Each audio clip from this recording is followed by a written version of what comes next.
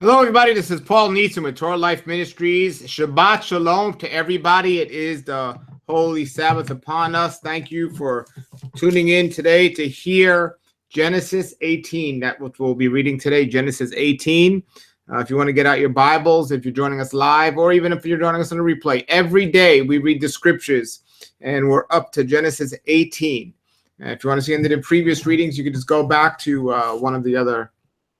Go to the website TorahLifeMinistries.com or the YouTube channel Torah Life Ministries, and you can see all that there.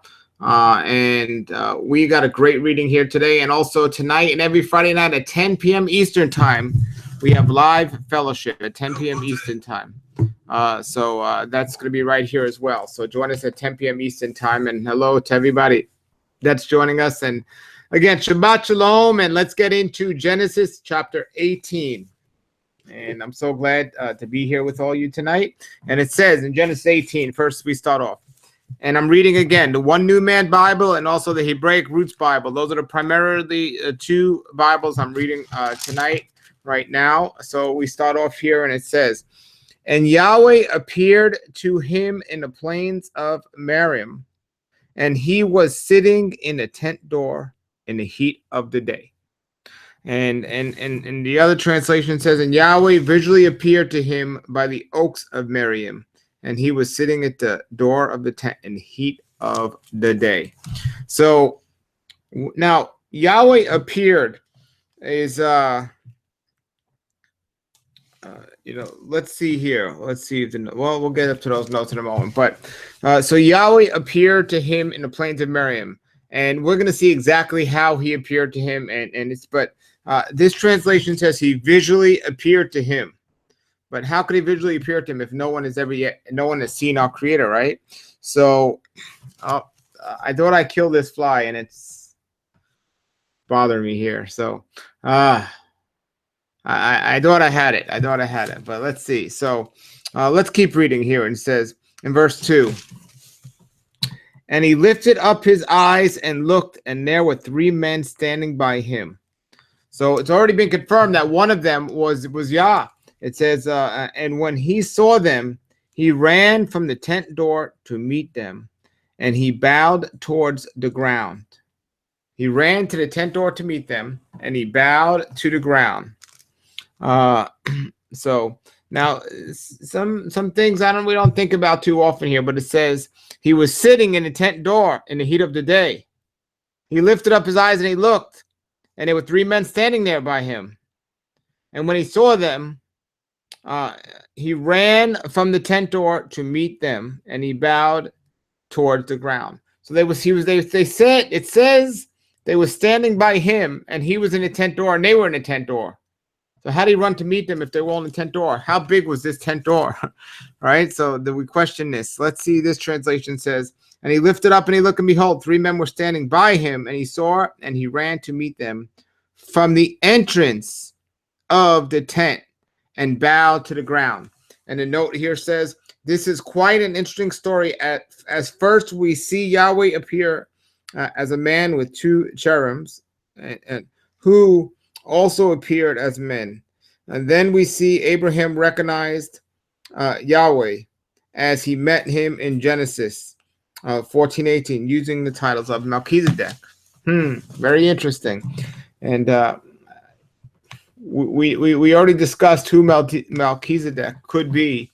And so you could take that same idea here. In verse 2, it says, "And he lifted up his eyes, and he looked, and there were three men standing by him. And when he saw them, he ran to meet them at the front door, and he bowed to the ground. And he said, 'My Elohim, if now I have found favor in your sight, do not pass by, I pray you, from your servant.'" And the note here says the pronouns you and your are singular, recognizing God. In verse 4, the pronouns are plural. So do not pass by your servant. And when we see the word pass by here, I read a note somewhere that said that I'm just, the word pass is making me bring this word up, but that this was around the time of the Passover.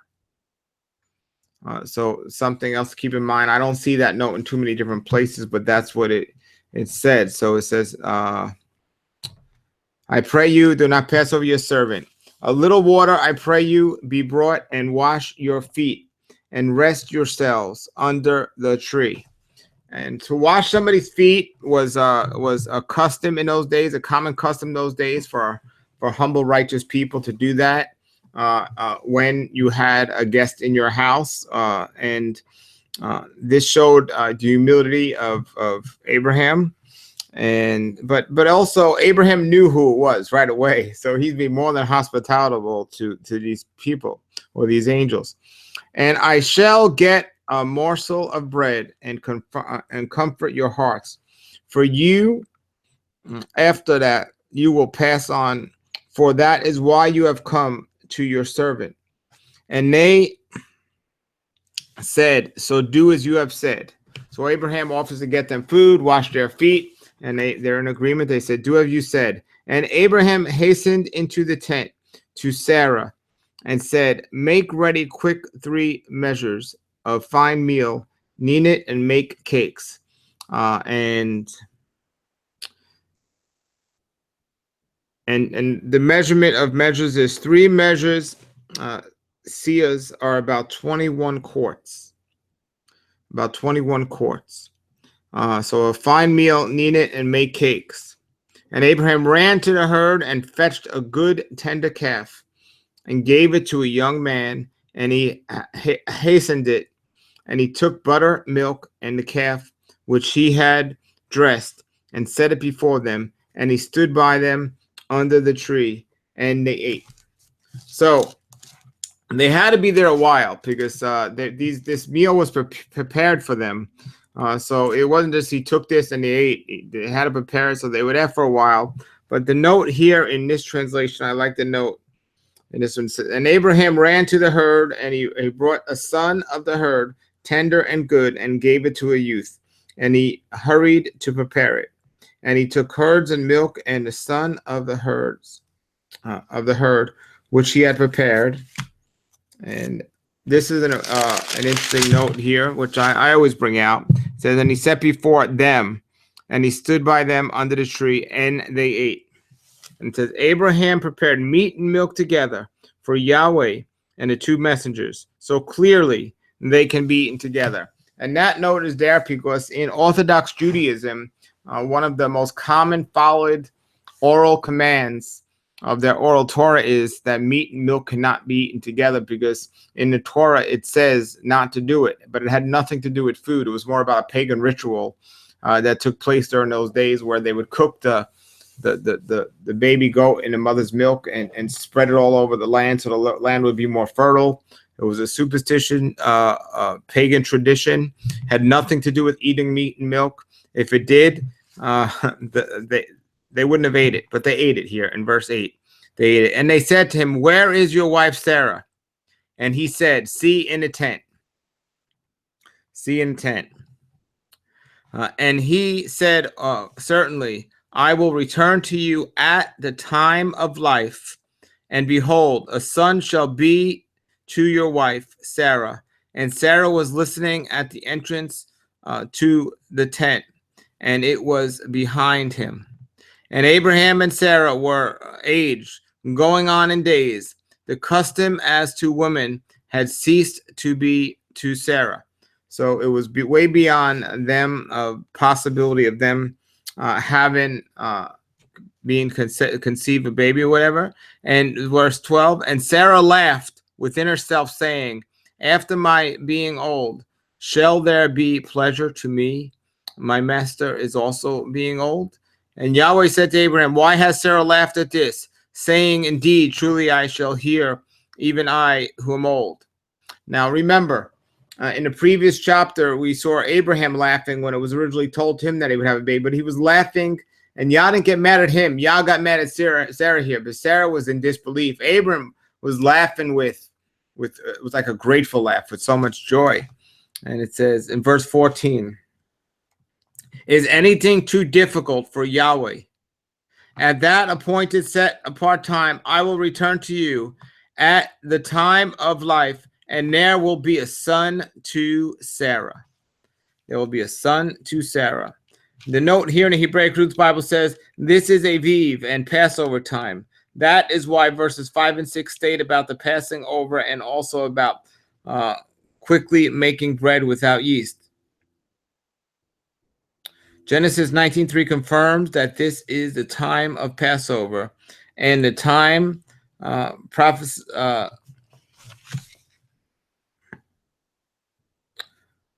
prophesied when Isaac would be born, who was a type of Messiah. Genesis 22:1-17, it says. So that's an interesting note there. And verse 15, and Sarah denied, saying, I did not laugh, for she was afraid. And he said, no, but you did laugh. And the men rose up from there, and they looked on the face of Sodom, and Abraham was going with them to send them away. And Yahweh said, shall I hide from Abraham that which I am doing? And Abraham shall surely become a great and powerful nation, and all the nations of the earth shall be blessed. Then we go to verse 19. For I know him, that he will command his children and his household after him, and they will keep the way of Yahweh. They will keep the way of Yahweh, or to keep Torah. And it's a note here in the One New Man Bible. It says this is the first use of way in reference to a walk with Yahweh. A way of life used more than 50 times in the Hebrew scriptures, about 12 times in the New Testament. Again, it says, for I know him, he will command his children and his household after him, and they will keep the way of Yahweh. And they will keep the way of Yahweh. And this translation says, for I know him, so that whatever he may command his sons and his house after him, even they may keep the way of Yahweh, to do righteousness and justice, to the intent that Yahweh may bring on Abraham that which has spoken of him. So it adds a little bit more, but well, no. Then it goes on to say the way of Yahweh, to do acts of loving kindness and judgment, so Yahweh may bring upon Abraham that which he has spoken of him. And the acts of loving kindness, it says here, acts of loving kindness mean going beyond the requirements of Yahweh to be just, to do right, So, hallelujah. Verse 20. And Yahweh said, because the city of Sodom and Gomorrah is great, and because their sin is very grievous, I shall go down and see whether they have done everything I told them, which has come to me. And if not, I shall know. So Yah is saying here, and this is verse 21. Verse 21. I will go down and see if they have done all according to the cry, to me, and if not, I will know. And the men faced around from there and went towards Sodom, and Abraham was still standing before Yahweh. So two of them went, and one of them stayed there. Okay, and verse 23. And Abraham drew near and said, will you also destroy the righteous with the wicked? And some people say, how does Abraham have the right to correct Yahweh? And really, he was the one being corrected. He was the one being showed Yah's mercy. And Yahweh had that mercy. And some say, why did Abraham stop at 10? Because Abraham wasn't so sure Lot was one of those righteous ones. And he didn't want to say at least one. And then Yah say, well, there is none. So let's see. So it's verse 24. If there are 50 righteous within the city, will you also destroy and not spare the place for the 50 righteous that are there? For be it from you to do after this matter, to slay the righteous with the wicked, and the righteous should be like the wicked. Far be from you. Will not the judge of all earth do right? And Yahweh said, if I find a Sodom 50 righteous within the city, then I shall spare the entire place for their sake. That is the righteousness of Yahweh right there. Hallelujah. It says in Ezekiel 33:11, I take no pleasure in the death of wicked people. I only want them to change from their wicked ways so they can live, so they can have life. He didn't get pleasure out of destroying Sodom. And he said, even if there's 50, I'll save the whole city. That's the righteousness of Yahweh. So Abraham wasn't trying to change Yahweh's mind. Yahweh was schooling Abraham or teaching Abraham about mercy. And Abraham answered and said, behold, now I who am but dust and ashes have taken upon me to speak to Yahweh. If by chance there will be a lack of 5 of the 50 righteous, will you destroy the whole city for a lack of 5? And he said, if I find 45 there, I shall not destroy it. And he spoke to him yet again and said, if by chance there will be 40 found there. And he said, I shall not do it in the 40's sake. And he said to him, oh, do not let Yahweh be angry. And I shall speak if by chance 30 will be found there. And he said, I shall not do it if I find 30 there. Such righteousness that Yahweh had, continuing to say, I will not destroy them as long as they remain righteous. And he said, behold, now I have taken up myself to speak to Yahweh. If by chance 20 will be found there. And he said, I shall not destroy for 20's sake. And he said, oh, please let Yahweh not be angry, and I shall speak yet but this once. By chance 10 will be found there. And he said, I shall not destroy it for 10's sake. And this is where the idea of, in Judaism, the idea of a minyan comes in, because that means 10 people to pray at one time, and decisions wouldn't be made without all those 10. That's where their idea comes in, but it doesn't command it or say that. They just pull it out of here. But it says, so 10 there, and he said, I shall not destroy it for 10's sake. And Yahweh went his way as soon as he had left speaking with Abraham, and Abraham returned to his place. And Abraham turned to his place. So now Abraham is thinking about, he knows Lot's there. He knows Lot is there, and he's hoping there are at least 10 that are righteous in the city. So Abraham's going there, I'm sure, praying, is there 10? At least 10. Please let there be 10, and let Lot be one of them, which is a good chance Lot wasn't one of them. But we see Yahweh, he takes no pleasure in the death of wicked people. He only wants them to change their wicked ways so they could live. Can you imagine right now him ready to destroy us and to destroy this country and this world? And somebody having a conversation said, if there's not only 10 righteous, if just 10 righteous, can you spare them? And Yah saying, I will spare everyone, the whole world, for just 10 righteous ones. And so the righteous will not have to suffer with the unrighteous. And so much mercy shown there, and it's just so much. But then it goes on later in the scripture and says, who can find a righteous? Or it says there's no righteous woman, can't be found. It says, I forgot what book it says, a righteous woman cannot be found, and in men it is 1 in 1,000, something like that. Very, very interesting. That was Genesis 18. We'll be doing Genesis tomorrow, Genesis 19, but this was the beginning of this Torah portion as well, was Genesis 18. That's tomorrow's Torah portion.